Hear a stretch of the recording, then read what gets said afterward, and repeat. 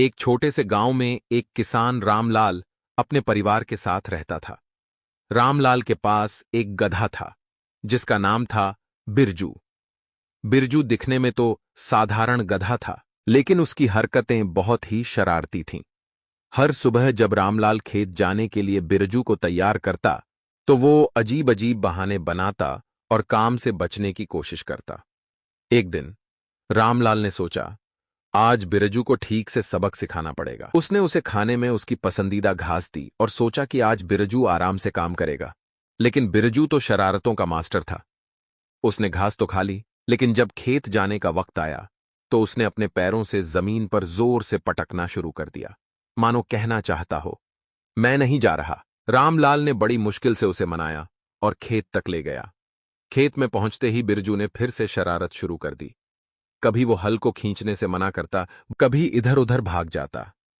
रामलाल परेशान होकर सोचता, क्या मैं इस गधे के साथ रहूंगा या इसे बेच दूं। एक दिन गांव में मेला लगा था। रामलाल ने सोचा, चलो आज बिरजू को लेकर मेले में चलते हैं, शायद इसे मस्ती करने का मौका मिल जाए। मेले में जाते ही बिरजू बहुत खुश हो गया। उसने अपनी शरारतों की हद पार कर दी।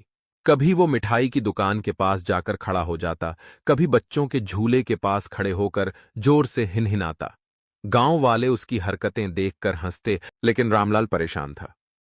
तभी एक आदमी ने रामलाल से कहा, ये गधा तो बहुत समझदार है, लेकिन इसे प्यार और धैर्य से समझाना पड़ेगा। रामलाल ने सोचा, शायद यही सही तरीका है। उस दिन से रामलाल ने बिरजू के साथ ज्यादा धैर्य से पेश आना शुरू किया। धीरे धीरे बिरजू भी समझने लगा कि शरारत से कुछ हासिल नहीं होगा।